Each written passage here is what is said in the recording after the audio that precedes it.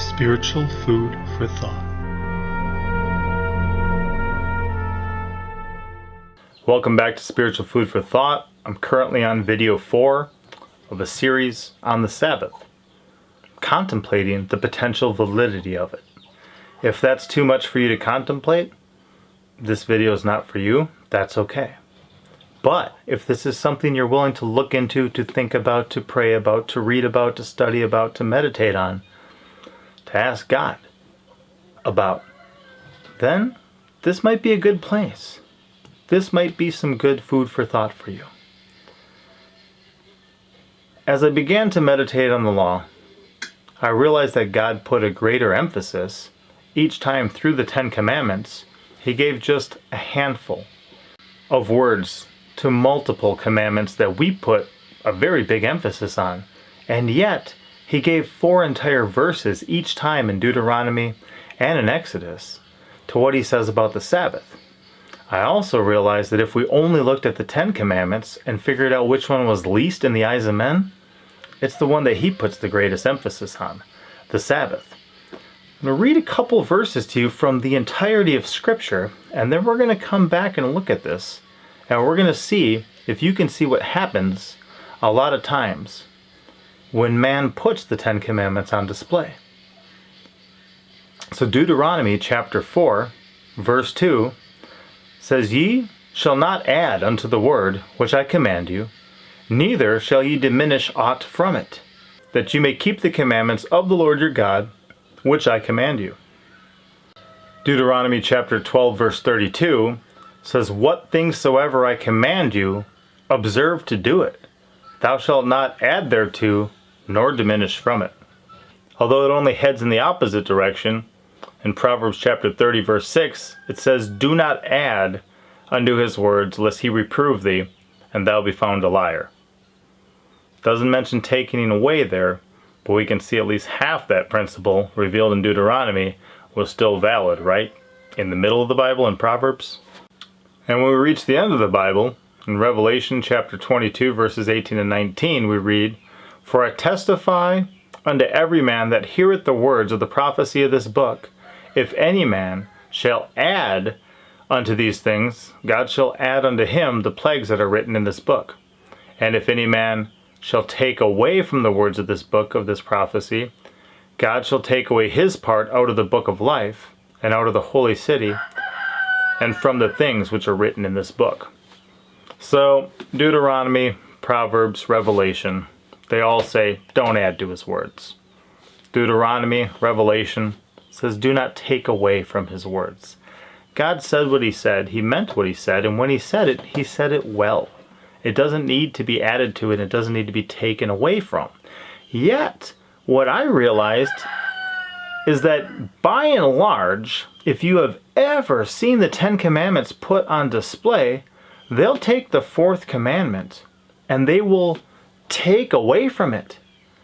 If you look at it actually displayed as written, it's almost half of the 10 Commandments is the Sabbath. By volume. It's approaching that type level of words. Yet, people say, remember the Sabbath. Rest one day. Things like that. They'll leave thou shalt not kill as 4 words, and they'll take these 4 verses and say, remember the Sabbath. Or rest one day. And they'll shrink it down to the point it's even smaller than neither shalt thou steal. Or something like that. Let's look at what God actually says, though. What he actually says in Deuteronomy chapter 5, starting at verse 12, is keep the Sabbath day to sanctify it, as the Lord thy God commanded thee. 6 days thou shalt labor and do all thy work, but the 7th is the Sabbath of the Lord thy God. In it thou shalt not do any work, thou, nor thy son, nor thy daughter, nor thy manservant, nor thy maidservant, nor thine ox, nor thine ass, nor any of thy cattle, nor thy stranger that is within thy gates, that thy manservant and thy maidservant may rest as well as thou. And remember that thou wast a servant in the land of Egypt, and the Lord thy God brought thee out thence through a mighty hand and by a stretched out arm. Therefore the Lord thy God commanded thee to keep the Sabbath day. In Exodus chapter 20, starting at verse 8, we read, Remember the Sabbath day, to keep it holy. 6 days shalt thou labor, and do all thy work.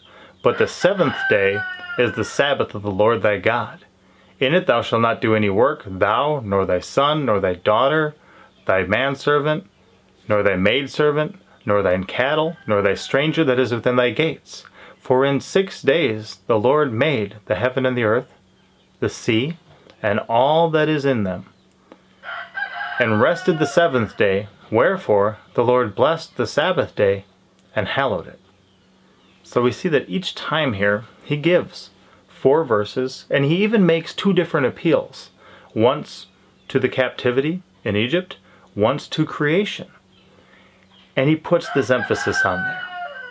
Man, it seems, potentially even just being lazy in displaying the 10 Commandments, takes those 4 verses and reduces it and takes away. And unless you're actually looking at it in Scripture and you're only seeing it displayed, you miss out on the emphasis that God is putting on the Sabbath.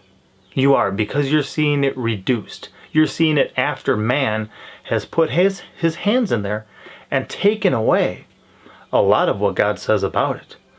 And that's why I think you get people even saying like, oh, well, my special day is Sunday. And they say that's the day I go to church. But everything else pertaining to it means nothing to them because they're not used to looking at it. And even if you read through it in the entirety of the Bible, you've only got, 8 verses where it's actually presented in the 10 Commandments, 4 verses in Deuteronomy 5, 4 verses in Exodus 20, in the entirety of the Bible. So you just kind of read over it because you're trying to read through the entire Bible.